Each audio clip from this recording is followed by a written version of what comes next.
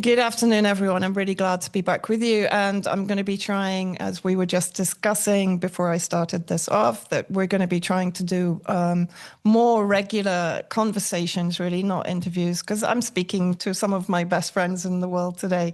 And I'm very, very privileged to be able to do so and also to bring to you their opinions, which for me are the most important, as opposed to Western or Iranian diaspora, Lebanese diaspora, Syrian diaspora, who are always channeling Western Zionist, almost always channeling Western Zionist propaganda across Western Zionist media outlets. So Marwa and Setra, thank you so much for coming on. And first of all, Satara, I wanted to start with you, but Marwa, also feel free to jump in whenever you want to, or if you want to ask questions, the same with Satara, of course. Satara, you put out, I do recommend everybody following Satara on X. Her posts at the moment are on fire and definitely presenting a completely different image of life in Iran, despite the aggression against Iran by Israel and the Zionist Persian Gulf Arab states, and the West, collective West. Sadra, you put up a post out this morning, sort of basically showing in Isfahan the people out on the streets, and you said this is not AI.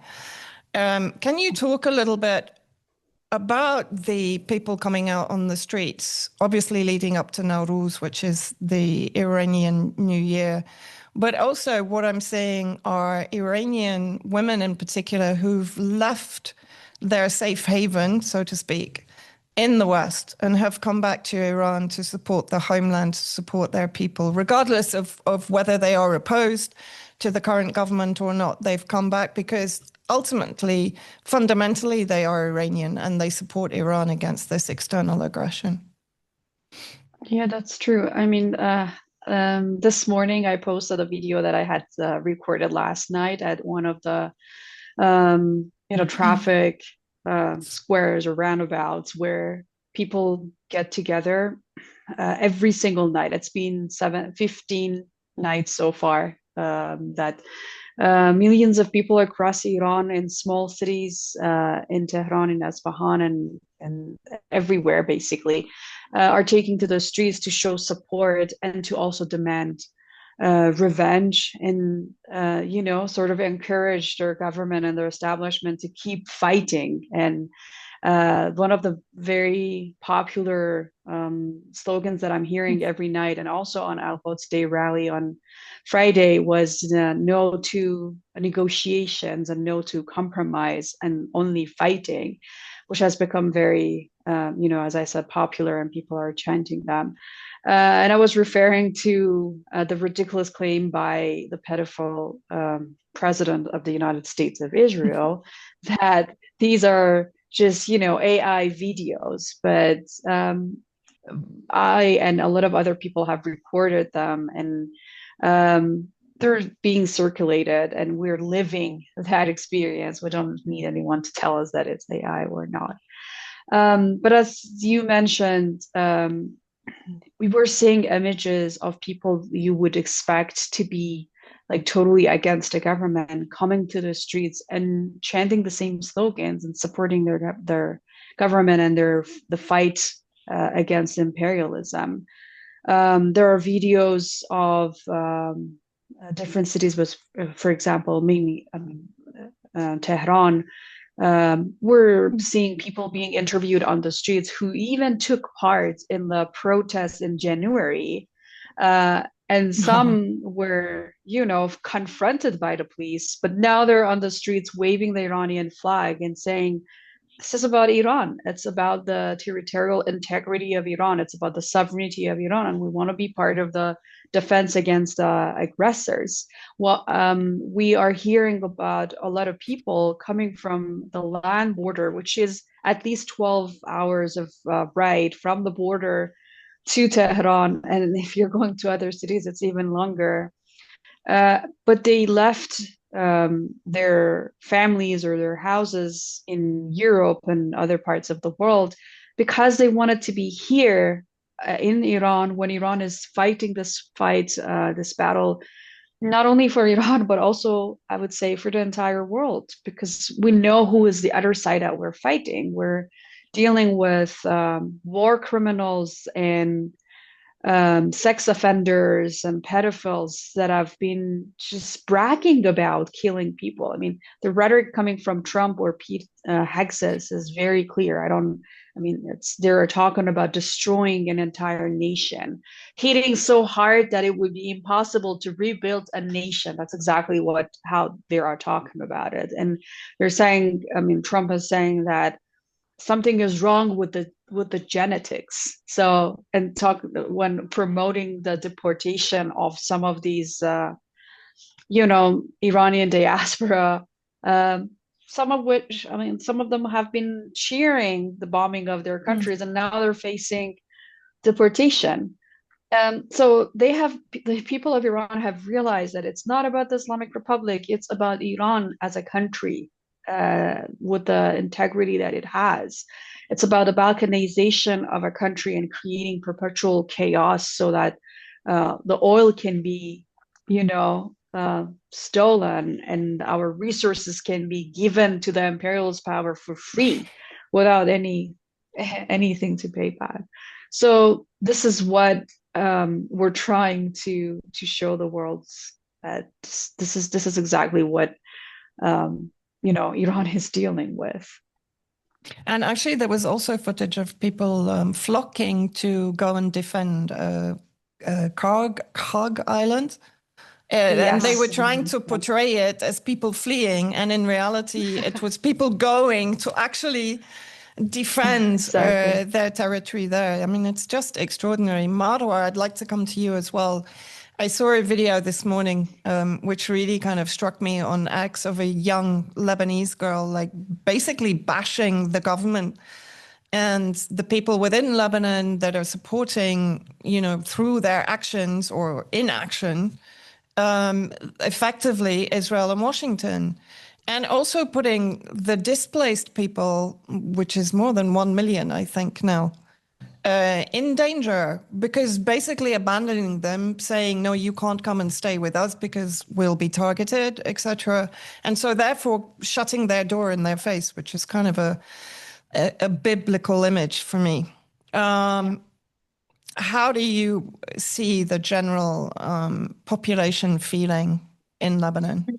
First of all, let's say that this woman was the voice of every Lebanese honorable man and woman, because she was so infuriated, Vanessa, Mm, because we woke up to a bomb in a bombardment in Dahye because of a Lebanese media, a TV yeah. channel, because of MTV. MTV is very well known ever since it was founded that it's a Zionist media in Lebanon. And what they did is they put out their own map. They're now issuing maps the same way that Zionist Israel issues it. They put out a map and they said, here is a facility for Hezbollah. Here is a prison where Hezbollah puts the traitors and like for example, the spies, like one of the spies that were Collaborators, yeah. not actual spies, not only Ah, collaborators within the okay. community, spies that were held, because one of the spies was held after the assassination of Sayyid Hassan Nasrallah, and he happened to have a hand in that, so he was arrested by Hezbollah. But Israel bombed the area where he was, and he fled, and he's now in the Ukrainian embassy. So Ah, it's, okay. it's a whole lot of, it's like a sci-fi movie. But what MTV did was pinpoint those areas, and Zionist Israel went and targeted them. That's why the people collectively woke up very frustrated today. So this woman speaks literally the tongue of every Lebanese woman and man who are frustrated with the media, with the Zionist government, with Nawaf Salam, with the president on, who are bowing, they're groveling at the feet of Zionist Israel, and the Israelis are not even picking up the phone. Yani. They're very much putting themselves in a position of disrespect, basically belittling their position in front of Zionist Israel. And honestly, Zionist Israel knows that they have no power to do anything. That's why they're not picking up the phone. If they knew that they were, Mm-mm. if I were, God forbid, if I were Zionist Israel, I would not trust them. Why? Because over the past 15 months, they said that they have completely disarmed Hezbollah, especially in the southern part of the Litani, that there is no more Hezbollah in there. And then on day one, Day one, Kfar Killa. If people don't know what Kfar Killa is, it's one of the towns that were decimated. No more buildings in the town, decimated. It's a desert on the border between Lebanon and occupied Palestine, and our men came from under the ground, hit them. We were surprised. Not even the Israelis were surprised. We were surprised. So if I were a Zionist Israeli, I wouldn't trust the Lebanese government because they've been lying over the past 15 years, or worse, they didn't know what was happening. So to be honest with you, this woman and multiple voices as well, they reflect the real image, the real voices on the ground, because we don't have the money that our adversaries in Lebanon have for the media and for the propaganda. What we have is social media, and usually we are shadow banned on social media. But now, because of the war and the big scale of the war, you could see that the shadow ban, by the way, in Beirut, I think you felt it, V. In Beirut, the shadow ban was a bit lifted because now they're focusing on Iran. But at the same time, Yes. it was also operated, all of these tech companies that were operating against us were situated in the UAE. So they were also there now unable to operate. So it's all connected, which is giving us some platform to speak up on social media. But honestly, we all know who Nawaf Salam is, who his father was, how he came to power. I think we spoke about it during the past show, Vanessa. And Joseph On, this is where we feel betrayed by Joseph On, not Nawaf Salam. Nawaf Salam is a traitor.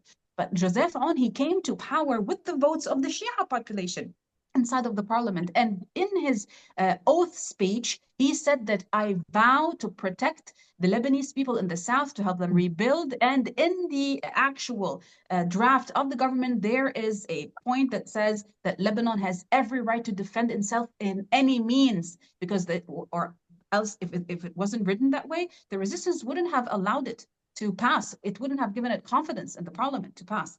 So this is where we feel betrayed by him, because he's running, he's scrambling to keep his position. Although if he were smart enough, he and whoever is within his entourage, they would have figured out that if he actually stood with his people, we would protect him.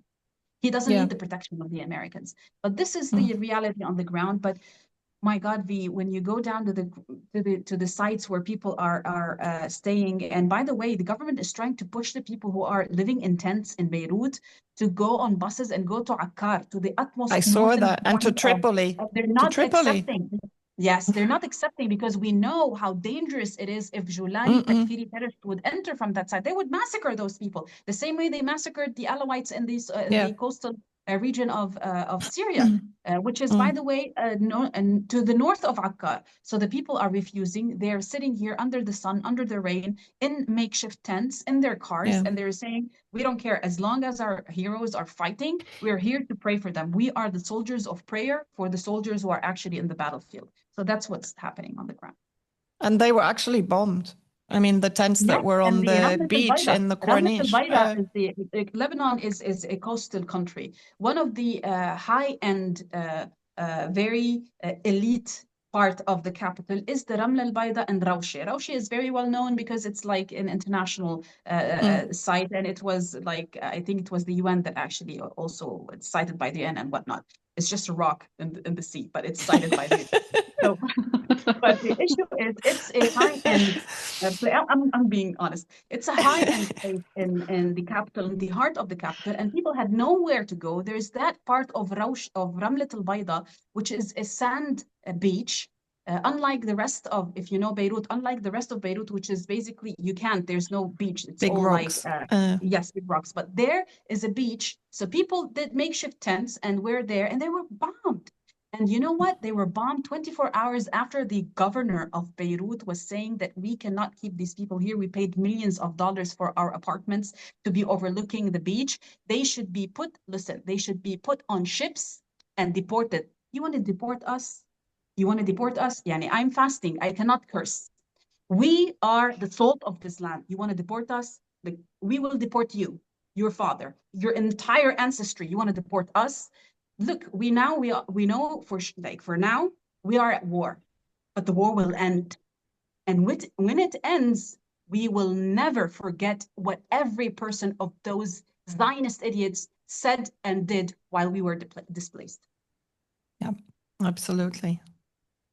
Satara, has there been any reduction in the media war? Have you seen any of those effects from the targeting of intelligence assets and organizations in the UAE? Or is there still, I mean, I have to be honest, I haven't seen those media outlets like, what is it, Iran International, as prominent as they were before on X.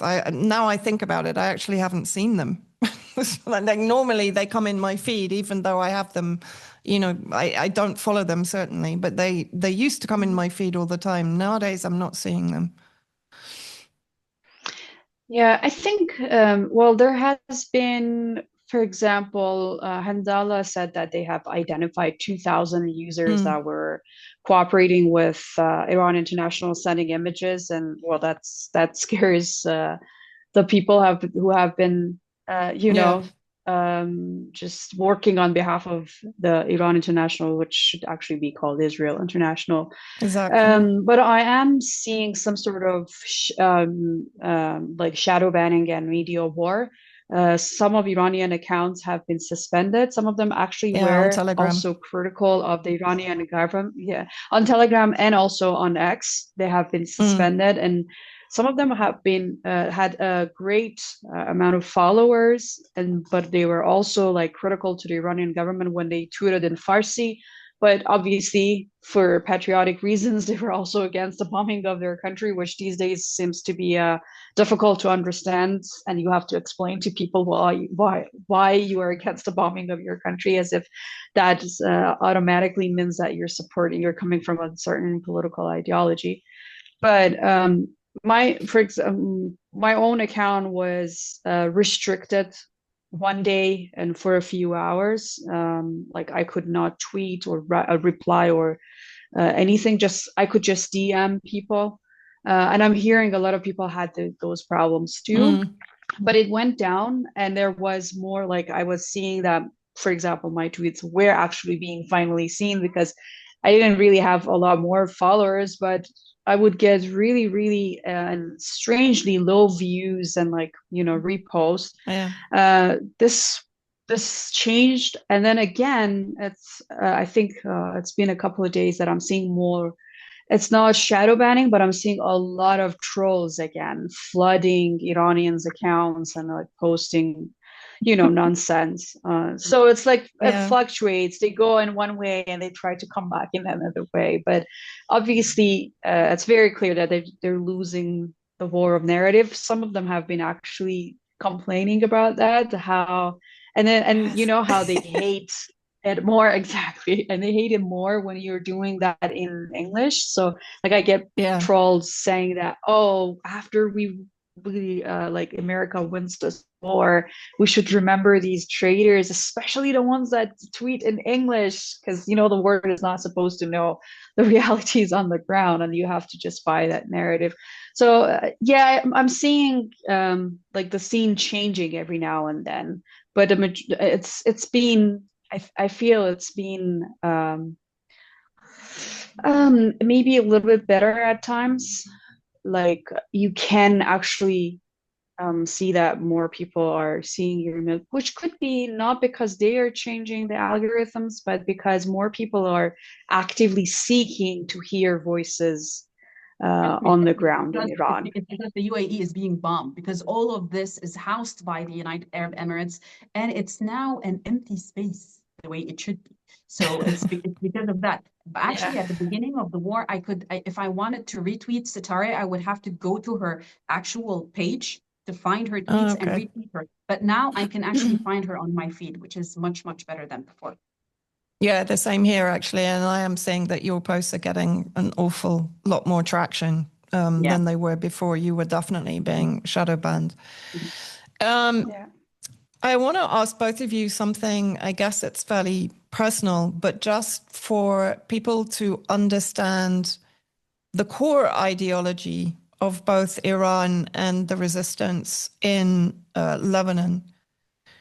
Is I think people are struggling to understand that the assassination of Imam Ali and the assassination of Sayyid Hassan, God bless both of them, for the spiritual leaders that they were and they continue to be, if I'm understanding correctly. I think, people buy into this whole Zionist strategy of if they can eliminate the leaders within the resistance, then that's it, they've won. And I think I'd like to hear from both of you as to why this is not true. Because I think a lot of people the whole idea of martyrdom is something that a lot of Westerners kind of either don't understand fully or almost shut off to, because it's something quite alien to their way of thinking. Cetera, maybe start. Yeah. Okay. Yeah, like you said, it's alien to them, which shouldn't actually be, because martyrdom used to be also, respected and cheered in Christianity, like the ways the Christians see Jesus and the sacrifices that he made is not very different from viewing martyrdom. But in Iranian political ideology, or the Shia ideology, fighting for justice and saying no to humiliation and not bending a knee in front of the oppressor has been so central to our ideology that, like, from the time that we're kids, we grew up with this idea that you should never say like you should say no to humiliation, you should resist any oppressor. And it starts from daily encounters with people who might want to bully you, and you don't want to just accept and bribe them so that they would leave you alone, because that they will always come back in another way, and they will try to oppress you and strip you of your resources and your dignity. I think to better understand Iranians' resistance, or just the resistance that we're seeing from the axis of resistance, it would be great to know more about Imam Hussein, because after all, our leaders like Imam Khamenei and Imam Khomeini were trying to live up to that role model. It's not something that they're invented. They just were very good at incorporating that into their political ideology. The images that we're seeing, for example, from Imam Khomeini during the beginning of the revolution, when Iran basically had nothing. It was just, we had just come out of a revolution. We were bombarded. We were, targeted with assassinations, propaganda, and everything. And still, Imam Khomeini stood so powerfully and with full dignity against the US, and exposing this paper tiger, not only to Iranians, but to the entire world, that it is possible to just stand up to this bully and, tell them off. You can do it. Any nation who wants to do it will be able to do it. That's not going to be easy. It's going to, you have to pay a price. Yeah, it's you have to make sacrifices, but it's better than bending a knee or surrendering, because surrender will never give you any guarantee that you can live in peace and be spare a peaceful life. We're seeing how those who thought by cooperating with the Zionist regime or the US they would bring about stability and peace to themselves are being targeted, and the US does not care at all. They don't give a ham at all. They just let these so-called allies, which are basically slaves and lapdogs for the United States, to be targeted by Iran, and they don't care. They're not going to, spend money or energy or efforts on saving these monarchies in the region against Iran. They're just going to, if they can, they will try to save themselves, which even that has become difficult for them. So that ideology has been the core of resistance, the core of the political ideology. It's very recurrent in the rhetoric of our leaders, not only Imam Khamenei and Imam Khomeini, but also you can see elements of it. It's not maybe as eloquently and powerfully reflected, but even our other leaders talk about it. You see that they're talking about how they want to resist. Even our foreign minister, that to the surprise of many, says that we're waiting for, okay, you want to send your troops okay, we're waiting for you. Just come. That's exactly the spirit. We will confront you. And for us, as we say that we are going to either become martyrs or we're going to defeat you. And in both cases, we're going to achieve victory. That is victory. Losing is saying yes and bending a knee and surrendering. That's what we considered losing. It's losing our dignity, but also but even pragmatically, that's not going to save you. We're seeing that the states, regimes that did bow down to the United States were not saved. We're seeing that they cannot even, as I said, like just look at what we're seeing in UAE. UAE did everything to appease to the Zionist regime and to the United States, but once Iran started um, retaliating in response to the air base and all these U.S. bases inside and CIA and CIA bases inside UAE, the US did nothing to protect them. The US just watched, and as I said, like the best thing that they could do in some cases, maybe they move their personnel to just save themselves. They cannot even save themselves. How can they save a population that they do not even see as equal? They do not look at them as equal human beings. The racism is in the core of the U.S. Regime. They're not going to look at these Arab monarchies as civilized people, so that on their side, they're just seeing them as lapdogs that would do anything for them. And once they're useless, they would just throw them in the trash.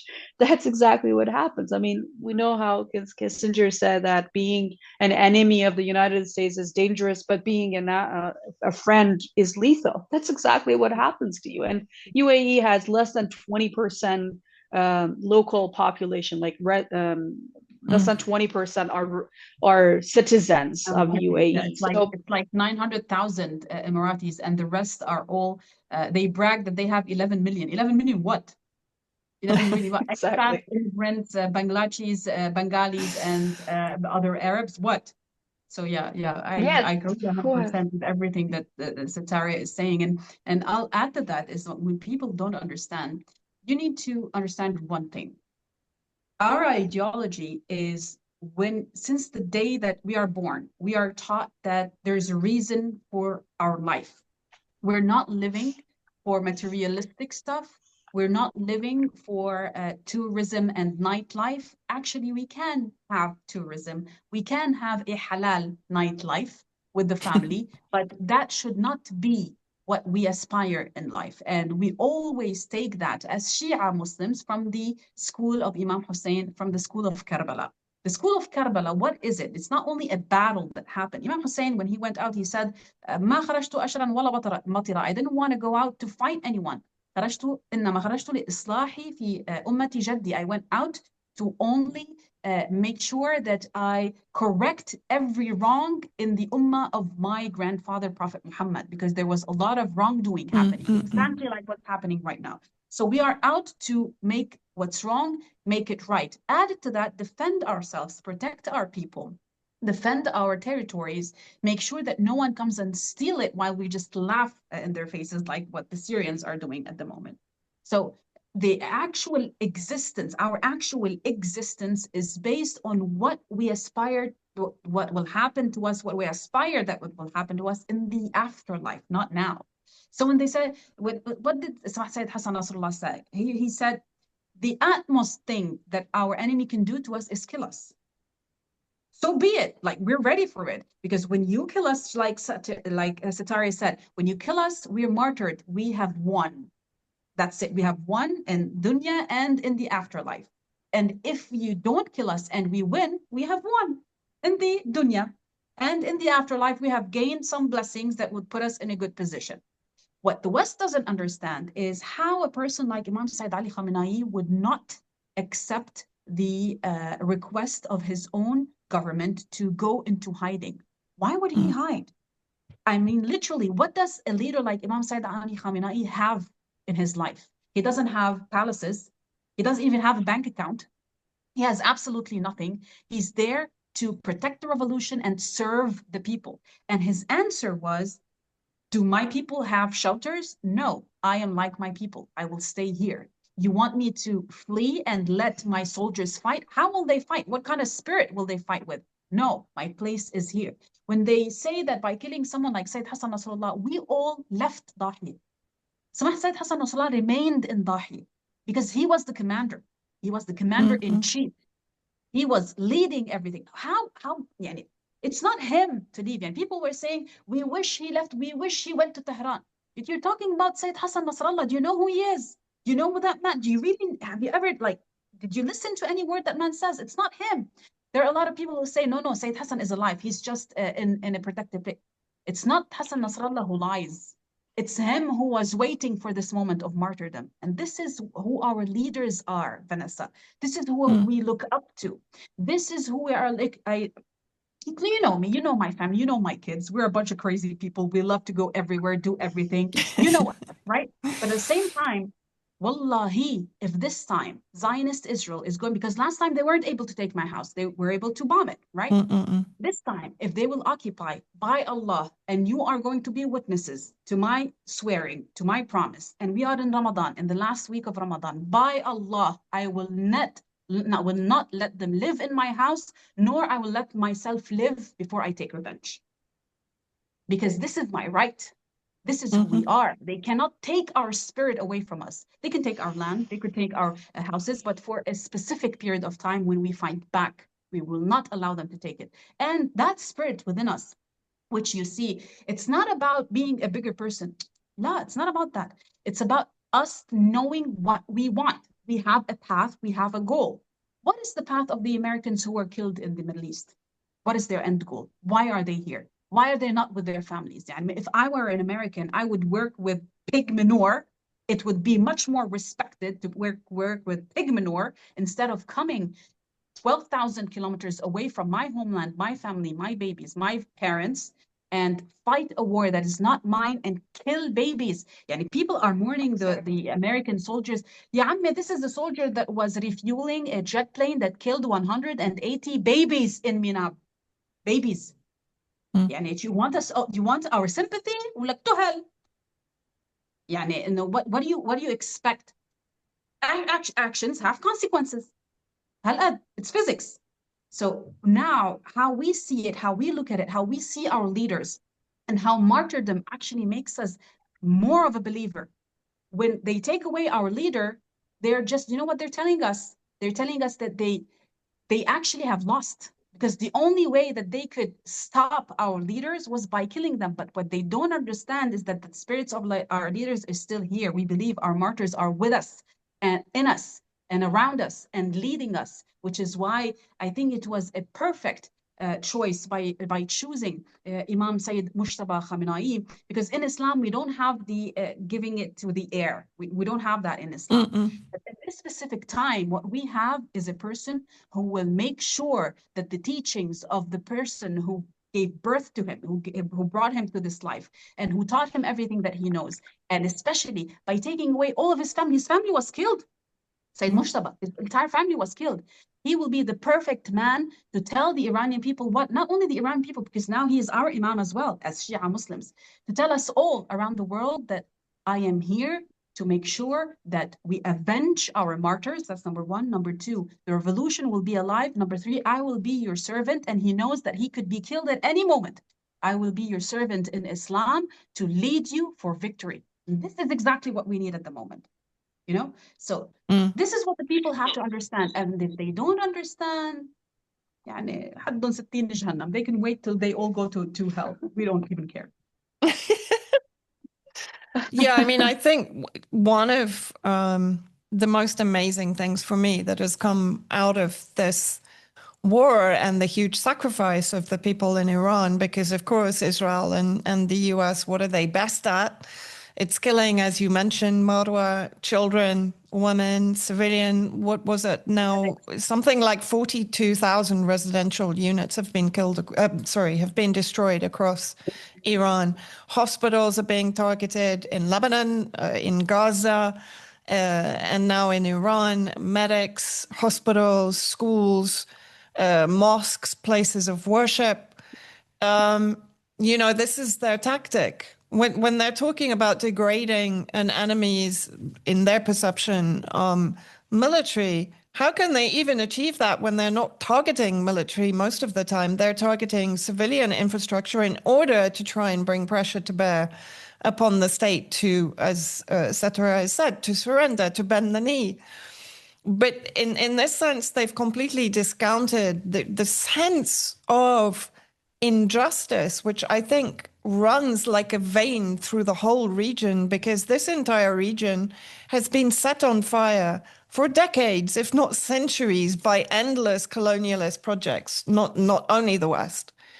And I think now what you're seeing, what Iran has now actually finally triggered after attempting to go down the negotiation track, after attempting, in a sense, to play nice with Washington, of course, not with Israel, but at least with Washington, to try and this does remind me so much of the Battle of Karbala, where Imam Hussein, even when he was under attack, was praying that those within the forces attacking him might see sense and might desist in the ongoing massacre. You know what they were replying to him? Some did. They said, they used to tell him, we know who you are, we know who your grandfather is, we know that you are right, but we have to fight you. And this is, what I'm seeing all the time are complete mirror images of what happened then. Even the assassination of Imam Khamenei while he's fasting during Ramadan, right? The same scenario, and even the sorry, go on. And even the reaction of the enemy's army, it's like, Yeah, it's totally like this history is being repeated, because Imam Hussein's enemies also were dancing and cheering the killing of Imam Hussein, and we're seeing exactly the same type of behavior from the people wishing in diaspora, of course, and the enemies. And I think I've been thinking about this over the past 2 weeks, that this must feel very miserable for those outside. That, like, I don't see many nations who have a leader that is so dear to them that they would just go into mourning like so deeply. It's like you are losing. I've lost my father, and it was the most painful experience in my life, and still I think this was similar. Like, I felt I lost my father again. That's how it was so deep and emotional to me and a lot of other people. And who in the world can you find that has this blessing? A leader that when you lose them, a political leader who has been ruling your country for decades, and still he's so popular and revered that when they're killed, you mourn their deaths, and it's like their martyrdom inspires a lot of people too. So you are seeing everyone saying that our honor is martyrdom. We want to be martyrs. This is the wish that our leader had. You think yet like you have eliminated him? That's exactly what he was wishing for, to be martyred. There is a speech from him where he says that sometimes when I think that I might die of natural causes in my bed, it really like trembles my heart, because I don't want that to be the end game for me. I want martyrdom to be what I achieve. And we believe that in order to become a martyr, it's not like you have to keep a lifestyle that will lead you to martyrdom, which is being pious, being especially if you're a leader, you have to care for your people, you have to live like the poorest of your society and like care for them. That's what may give you or grant you the mark. So you have to be live a very pure life and try very hard in order to be granted that level of honor. And these are the things, as Marwa said, that that's just the concept does not exist anymore, unfortunately, in the Western society, where it used to be. I mean, Christianity also has those concepts, but it has been totally eliminated. It has become just, a personal thing, a personal spiritual relationship, when in fact it should be a part of everything that you're doing in your everyday life. Like if you're voting for your leaders, check what is Jesus Christ teaching and vote to people based on that. If you see a system as failing you in that, just don't be a part of the system. And I'm seeing like a lot of people cheering for Iran because we're fighting, and we're proud to take this fight. Like resistance is proud to take this fight, but you also need to have a role. Just at least start by boycotting Israeli and American products. Start by speaking. If this is too painful for you, but Satari, we have surpassed this. We have surpassed this. Like literally, coup your own government by now. خلاص. Yani that's too much. Seriously, that's too much. Honestly, of course. Yeah. What happened after the assassination of Imam Said Ali Khamenei, it's like we are back into the cycle of grief, because after the assassination of Sayyid Hassan Nasrallah, we remained for many months unable to grieve because we were under war. And now it's again, wallahi, it's terror. You can't imagine what happened on the night of the martyrdom. It was at dawn. And it's when I remember it, I get goosebumps again. And I don't want to be emotional. I want to keep myself steady. People in the streets in Beirut, in Dahiyeh, were screaming. And I woke up, I didn't read the news. I woke up to the screams of my neighbors in the streets because it was a horrible thing. We're going through it all over again. So it's very emotional for us, especially because for us as Muslims, the way that we put our grief to rest is when we walk in the funeral of our loved one. And they robbed us of this. They robbed us of this during the martyrdom of Sayyid Hassan Nasrallah, and now they're robbing us of this during the martyrdom of Sayyid Ali Khamenei. And I believe that I think, I don't know if that's the decision of the government and the leadership of Iran to lay down His Eminence as a wadi'a as for now, and then have a big funeral the same way that we had for Sayyid Hassan Nasrallah, to leave way not only for the Iranian people to grieve and feel the grief for him and walk in his funeral procession, but also his followers, millions of followers across the world who will flock. I mean, in Lebanon, it was said we were set to receive 2 million from Iran, but the treacherous Lebanese government, they banned Iranian flights. 2 million. Yani we had statistics saying that we had 2 million on the ground in Lebanon, but 2 million were coming from Iraq and Iran, and they banned them. They wouldn't allow the flights to come into Lebanon. So we are waiting. Inshallah, we have deep faith and we believe that we will be victorious in this war. Inshallah, all the free peoples of the world, we will be able to break this monster, even if it takes years for us to do it. We have the patience to do it. But when the dust settles, we need to properly grieve.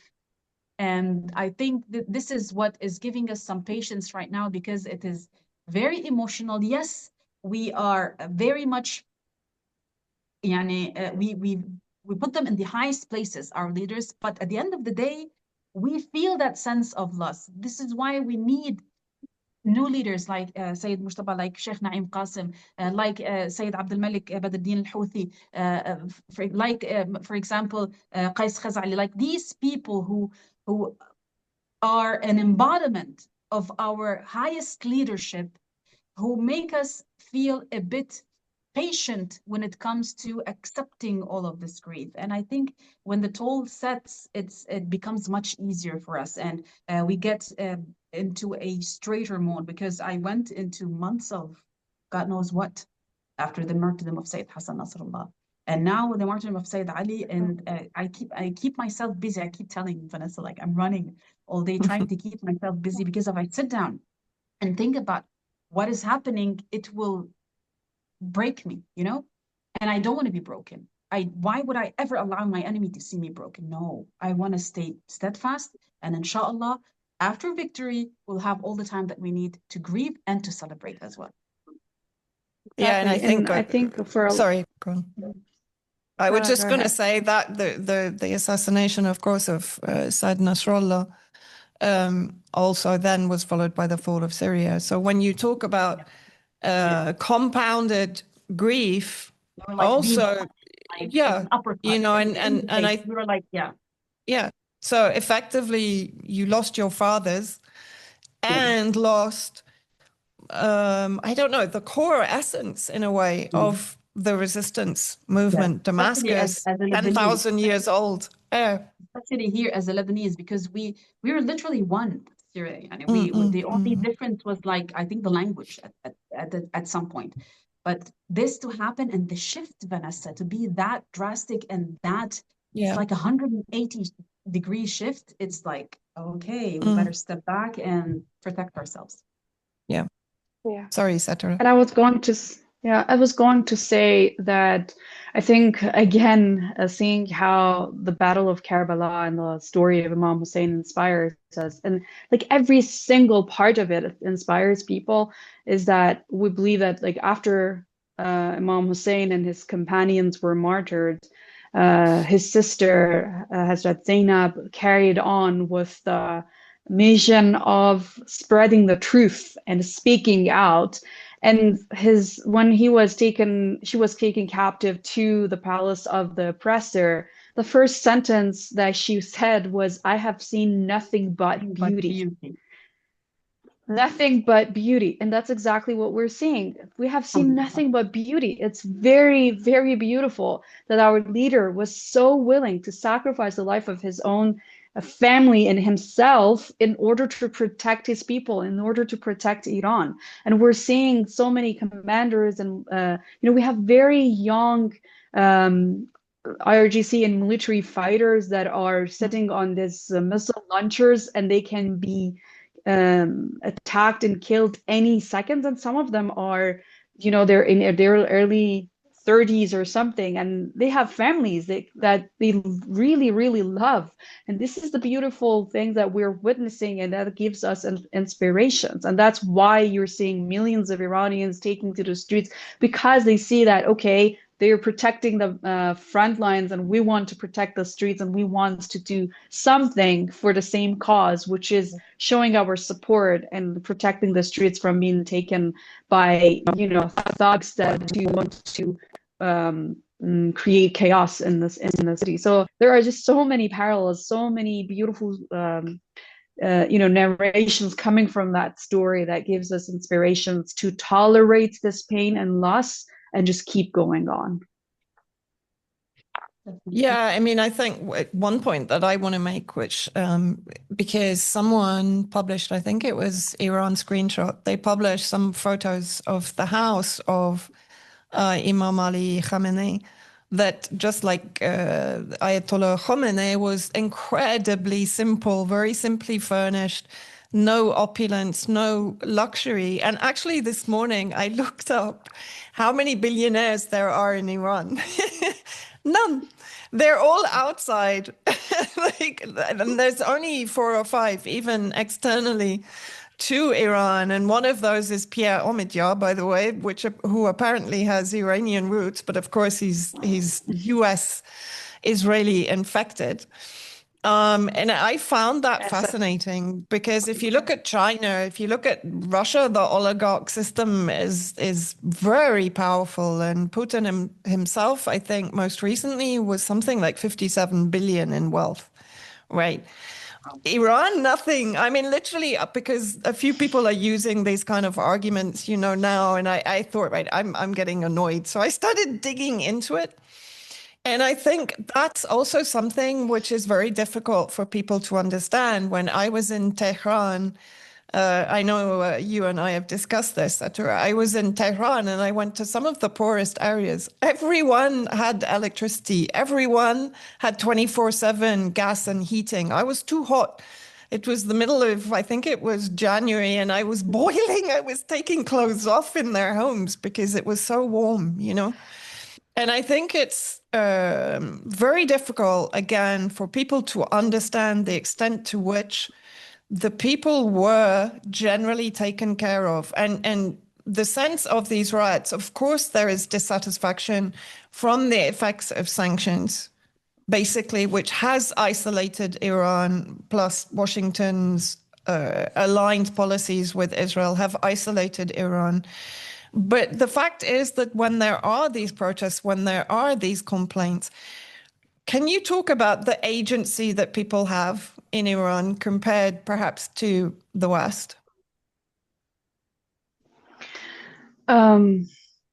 You mean agency in terms of if there's something they're upset mhm. about, or if there's something they genuinely are opposed to, reference policy, like for example the Bazaris that came onto the streets during the Right. beginning of the peaceful protests before they were hijacked by the Mossad trained CIA armed violent protesters or rioters.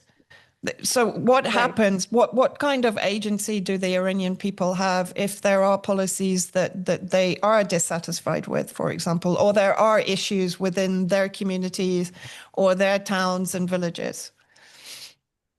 Well, so the system is designed in a way that will have representatives from like city councils and villages councils that in villages that are, for example, I know like a small village in Esfahan where people are already campaigning even during the war and before the war, were campaigning for the council elections, and it's like a very, very small village, so you can elect your representatives, which are basically, your relatives, people that you know, and that's reflected in the governance decisions. So they talk to the governors and they reflect the grievances that the people have, and then it comes to the parliament, members of the parliament that are elected by the people from each city.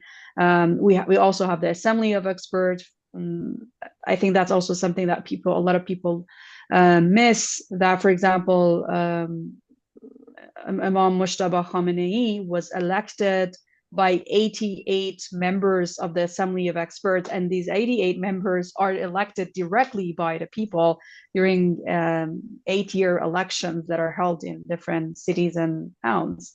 So there are many ways that the will of the people are reflected. There are loopholes, I would believe, that could, there are rooms for improvement always, because there is a vetting process that sometimes can channel the elections.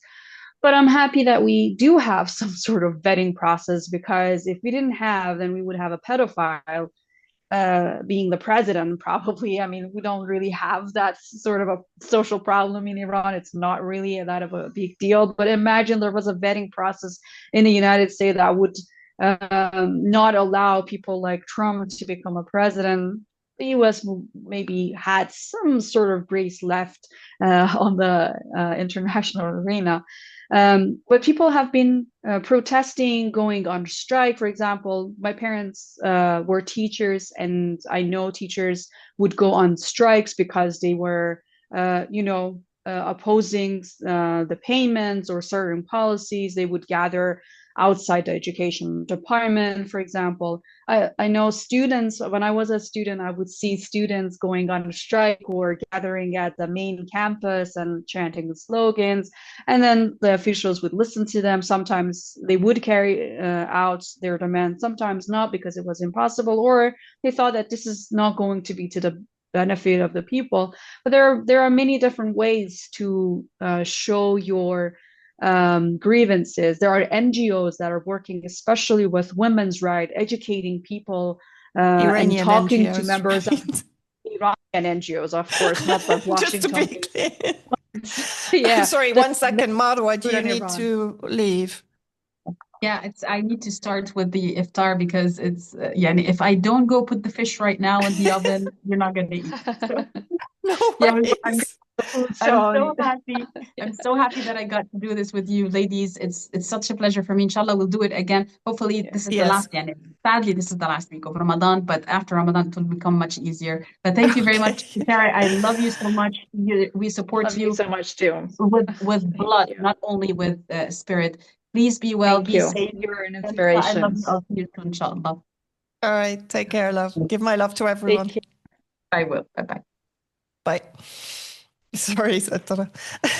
No, that's totally okay. So you were talking about Iranian NGOs. I just needed to make that clear in case people get a sharp intake of breath at that point. Yeah, I know, because there are so many fake NGOs that carry the name Iran, but they have never been in Iran, and they are so detached from the realities of the ground, and they are just basically repeating the the Epstein class media and just the mainstream media's talking points, which are basically just lies.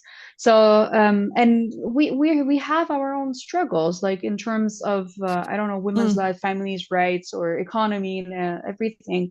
There are NGOs, there are members of the parliaments, and the different ways of working. And even when people are not satisfied, for example, with the vetting process, they have shown it with a lower participation in the elections, and that sends a message to the government officials that okay, so people are not happy with the way we have been vetting the candidates, and they have to reconsider that if they want to keep on with the legitimacy that they have been enjoying, and they will consider that.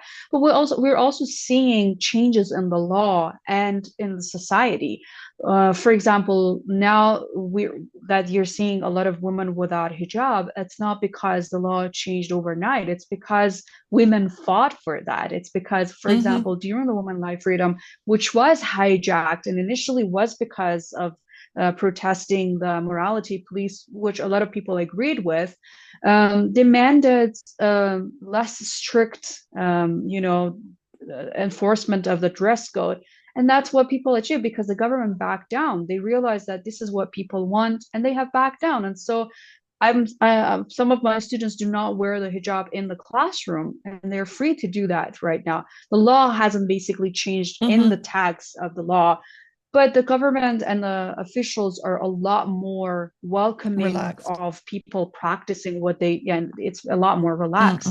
In terms of women's rights, we have had changes from the beginning of the revolution in the rights of women, and it's because not only women have fought for that, we have scholars who have talked to women and tried to reflect their opinions in their scholarly discussion. So you have all the scholars do not have the same opinions. And by the way, Imam Khamenei was one of the people who was one of the biggest advocates of women's rights in terms of music, in terms of women's presence in the society, in terms of family roles. Like the way he described women's role in the family is something that it's just extraordinary. And I remember, I will say that when I argued with people who were very conservative and religious conservatives who want to say that, oh, religion doesn't allow this or that for women, I would always quote him to show them that you're wrong.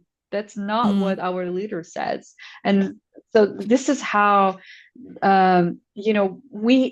the people have been fighting, and some of our scholars and leaders have been trying to reflect that in the decision making. It's not perfect. There's a lot of room for improvement. I want to see changes, but from within, from domestic forces, from those who have lived here, have tolerated the sanctions, are now under bombardments. It's not a joke living under constant bombardments and not being able to sleep at nights and feeling the ground shaking or the losses and not knowing where they're targeting. We have been doing this and we have been going through this. And a lot of these NGOs are, by the way, working with the United Nations, and they have been trying to speak out. Like I represented an NGO that I worked with, which basically worked with the underprivileged students, trying to offer education for people who lived in deprived areas, and trying to raise awareness and also raise funds for establishing improving school spaces, etc. And we have I've represented my NGO at the UN Human Rights Council, talking about how sanctions are depriving us. It's not our own leaders, it's your sanctions that are making it very difficult for the poorer part of the family, but also for women. Sanctions that usually target the weaker parts of the society more, like children and women are the first targets of that. So if you are claiming that you support Iranian women and you want to liberate them, first thing you need to do is to lift those sanctions, which we know it's a deliberate attempt to manufacture consent and to get the society revolt against their leaders. And I should say, especially those sanctions coupled with the massive propaganda that has, the United States and Europe also have spent billions of dollars every year to put out propaganda in Persian, and which is easily accessible to the Iranian population. It's a massive bombardment of propaganda, and it's at some point it does work. Like it doesn't work on the entirety of the society, but a part of the society will eventually fall for it. And part of this, the hijacking of the peaceful protests that we were seeing, as you said, Bazaris coming out and going on a strike. In my neighborhood, the shops were closed for like a week, or they would work only certain hours because they were on a strike, and they wanted to show to the government that they're not happy with the economic decisions that the government is making. And then later it was like hijacked with angry mobs and thugs, but also people who had fallen for that propaganda. We cannot deny that it works on some people, because you cannot expect everyone to have a critical understanding, a critical thinking of what they are receiving. So yes, and there are people who have paid a price inside Iran for bringing about those improvements, and getting their message across to the government, but they still don't want their countries to be bombed, or they don't want any form of foreign intervention in their countries, because they understand this is about Iran as a country, and this is about the sovereignty of our country. Yeah, and for me, like when I'm listening to you, in the West, we have complete disconnect between the government, which is supposed to represent the people. It's allegedly elected, although I would argue that point. But the governments that are becoming rapidly, one, more captured by the Zionist movement, and two, and the Epstein cabal, or the Rothschild cabal as it actually is, and who are becoming effectively more and more totalitarian towards fascism. And yet what you're describing is a country, despite its size, what is it, 90 million population? Plus 90 million. Yes. Still have ways of connecting to the decision makers and to the central government agencies, right? Which is completely what we are losing, if not have completely lost in the West. I say we, I'm not actually in the West, thank goodness, in some ways. But, so that is super interesting for me. I just wanted for the last question, because I know where you're living in Iran. If you want to say, fine, I won't say anything on here.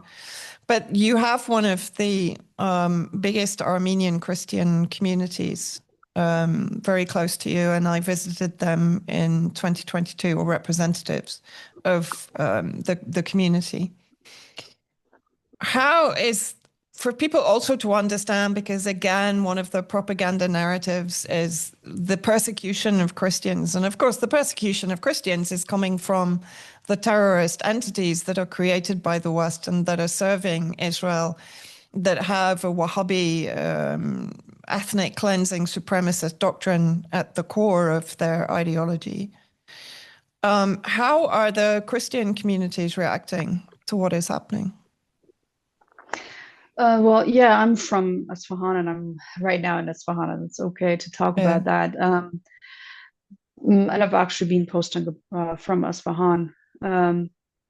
Well, to the current like war that is happening, I haven't specifically spoken to the representatives or the members of the community, but I have for years worked in the Christian area, the Christian neighborhood. And by the way, it's very like mingled. It's not like you can really differentiate. People are just, we don't really care because we also have a Jewish community, and the Christian community, you can tell from their names that they are Christian Armenians. The Jewish people, you can't even tell from names unless you're specializing on it's a very Iranian name or Iranian last name. And they have been also impacted by this war. Like for example, some of the shops near the square, the Naqsh Jahan square, that have been targeted or impacted by the bombing, some of them were Jewish, or in other neighborhoods they were Armenians, and definitely they're not for that. I mean, the Armenian society, the Jewish ones have thousands of history in Iran. They have always been part of Iran. The Armenian Christians migrated more than 400 years ago, and since 400 years ago, they have been living here. So they feel part of Iran. I had students when I was teaching in that neighborhood that if I called them like Armenians, they would say, no, we're Iranian. What are you talking about? We are Iranian. We consider ourselves Iranians. And a lot of them could move to Armenia, but they preferred Iran because there's, society is more developed. There are more facilities, especially in terms of education and other developments. And they have always been very there have never been a conflict between the Jewish people and the Muslims, or Christians and the Muslims. There has never been a conflict. We have always lived together. And by the way, let's remember that Isfahan is considered a very conservative city, and still you're seeing more than 11 active churches in the city, a beautiful cathedral that you have seen. Christian businesses, Christian neighborhood. The Christian neighborhood is filled with people celebrating Christmas, and most of them are not even Christian. It's just because they want to join like the Syria. Christian. Damascus was the same. Exactly. You see all these decorations, and the streets are full of lights and beautiful Christmas decorations, and people just go there, hang out in the cafes, or just walk in the neighborhood, because it's a very beautiful and historical neighborhood too. And many of them are not even Christian, but they want to be part of that. And the same way you will see Christians joining Muslims in ceremonies for Imam Hussein, because they also respect Imam Hussein, because they have been part of this culture. So there's a lot of there's like peaceful coexistence, and that means that once Iran, I mean, this is indiscriminate. The airstrikes are indiscriminate. They affect every one of us who are living here. And I think it was 2 days ago. Yeah, 2 days ago, that they bombed like a neighborhood which was actually not very far from the Christian neighborhood. It's a affluent part of the city, and 5 or 6 people were killed while shopping at a supermarket. People were buried on the rubble, where they were just hanging out with their families in their houses. One car exhibition was demolished in the bombing. So these people, it doesn't matter what ideology they have. It does not even matter if they are pro-government or anti-government. Once they are impacted by the bombings, the indiscriminate bombings, they're going to reject that. And I think that's mostly the case with the Christians and the Jewish population in Iran. I mean, the Christians, especially because they have a larger population, and they have been, very supportive of Iran, and they understand we have Christian martyrs that fought against Saddam's invasion, and the neighborhoods and the streets are named after them. And they take pride in that. So they're pretty much integrated into the society, and they feel the same way as every other Iranian feels about the bombing of their country. Yeah, and they understand persecution and aggression also, I think, at a very deep level. Setora, thank you so much again for bringing so much light and understanding into the situation. From my perspective, this war is a war for humanity. It's a war to reinstill the values that are focused on humanity rather than on pedophilia and just the abuse and torture of peoples, children, women, families across the region, but even globally, if we look at what's happening in Latin America and what has happened over time in Africa, what's happening in Sudan, and so on. And I think what I'm seeing now is a wave of understanding, and in a sense, the sacrifice of Imam Ali Khamenei was part of that, to awaken people to the brutality and the total disregard for humanity, for human beings, that we're now seeing exacerbated beyond even my comprehension from the Trump regime, from the vassal states in the EU and the UK. And so I think, I hope, I mean, there is a sense of optimism here, despite everything that's happening, that this is going to bring an end. It's going to bring that entire edifice down to a point where it can no longer function as a hegemon. It's no longer going to be the most powerful entity on this earth. It's already being demonstrated not to be. And so, thank you to Iran, thank you to the Iranian people for withstanding this onslaught with such dignity and such pride in your values and pride in the values that should be dominant in the world today. That's the point. Exactly. You don't have to, in my opinion, be Muslim or Christian or have any higher calling in this way. It's just, are you a human being? Will you shut your door in the face of someone that is desperately in need? Which is something we are seeing in Lebanon, for example, and we do see it in the West, unfortunately. So thank you. And, our support is with you all. And I hope we can talk again very soon and catch up with everything that's happening. And thank you. That's all I have to say. Thank you for the conversation and bringing this to the attention of more people. And as you said, I also think this is for humanity. It doesn't really matter what religious or political ideology you come from. It's peace for humanity. I've talked to my friends in Latin America, and I'm seeing that we share this fight with them. They're very happy to see that Iran is standing, and they're sending their prayers and their support also in Asia, because any nation that has been subject to colonization and imperialism understand that this is a fight against imperialism, and Iran is the last front out of the states that are fighting. I mean, we have resistant groups in the region that are fighting very strongly and very bravely, but as a state, Iran is the only state remaining fighting imperialism, and that brings hopes to the hearts of a lot of people in Africa, in Latin America, in Asia, anyone, even in the West. There are people who are fed up with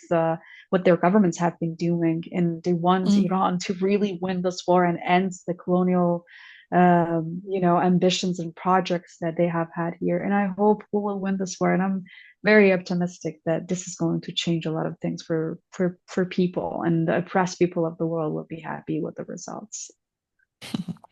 Thank you so much, Setra, and please do take care of yourself, and let's try and catch up again next week. Sure. All right. You take care too.